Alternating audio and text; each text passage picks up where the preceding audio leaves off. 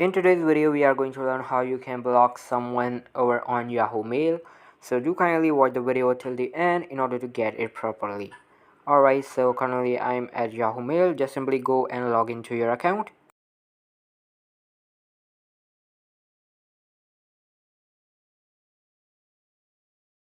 Alright, so this is the dashboard for Yahoo. Now you have to go to settings. Just click on settings and click on more settings.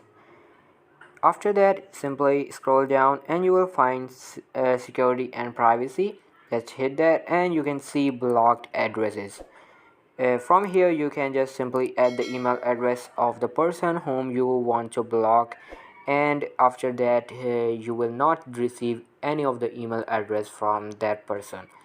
So I'm going to enter my email address here and just click on save, and you can see the email address will be added here. Now I cannot send the email to this account over on Yahoo. So this is basically how you can block someone on Yahoo.